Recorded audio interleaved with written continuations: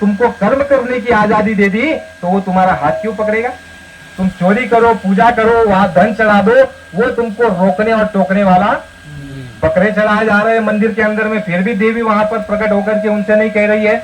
उसका कारण ही यह है कि आपको हमको कर्म करने की स्वतंत्रता दी गई है, लेकिन बाबा जी ने कहा, उस ईश्वर ने कह दिया कि बच्चा तुम फल भोगने में स्वतंत्र हो।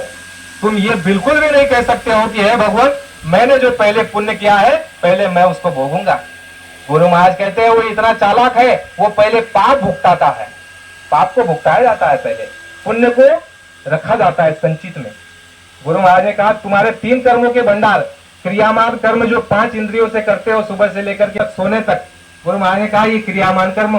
प्रारब्ध कर्म तुम्हारा माँ के पेट में ही लिख दिया गया कि जन्म लेने के बाद तुम्हारे ये माँ बाप, तुम्हारी ये पढ़ाई लिखाई, तुम्हारा ये दुकान दफ्तर, तुम्हारी ये खेती बाड़ी, तुम्हारी ये बीवी, तुम्हारे ये बच्चे, ये सारा का सारा तुम्हारा हमारा जब पेट में ही निर्धारित हो गया तो क्यों चिंता करते हो? गुरु महाराज ने हमको आपको ये विश्वास दिलाया कि बच्चा प्रारब्ध में तुम्हारा जो है जो लिख दिया गया उसको कोई मेट नहीं सकता। मेट सकता है कौन? सदगुरु। बदल सकता है कौन? सदगुरु।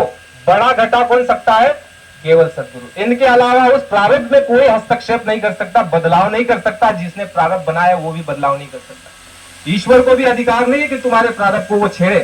स्वामी जी महाराज ने कहा क्रियामान कर्म जो सुबह से लेकर के रात तक करते हो 5 इंद्रियों से, दूसरा तुम्हारा प्रारब्ध कर्म है।